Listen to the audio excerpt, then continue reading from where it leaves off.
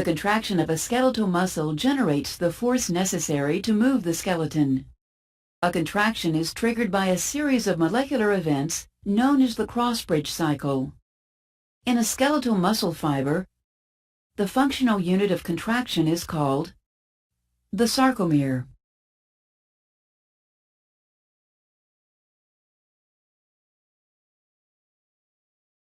A sarcomere shortens when myosin heads in thick myofilaments form cross bridges with actin molecules in thin myofilaments.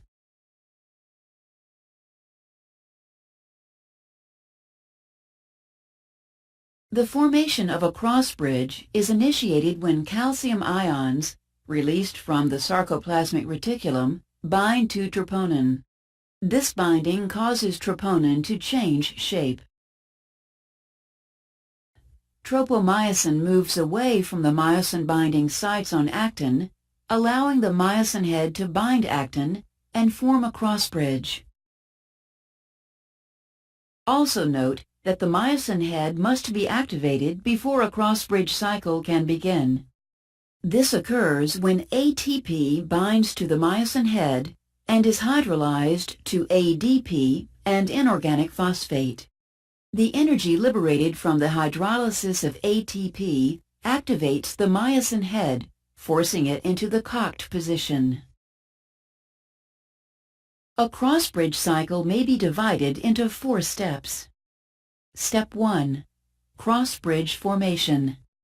The activated myosin head binds to actin, forming a cross-bridge.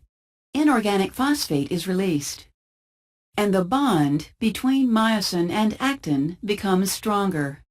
Step 2. The power stroke.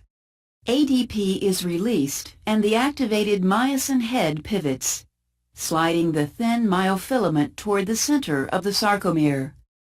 Step 3. Cross-bridge detachment.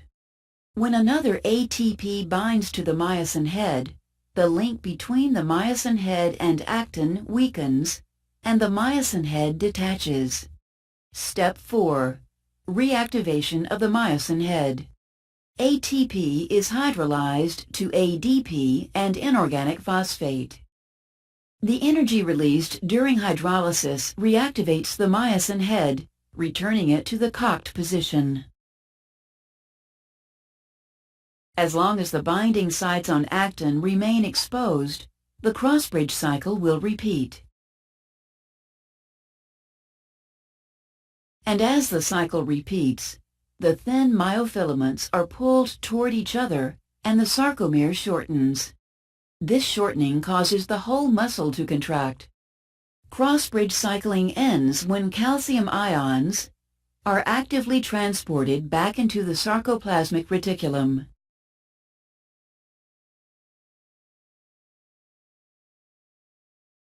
Troponin returns to its original shape, allowing tropomyosin to glide over and cover the myosin-binding site on actin.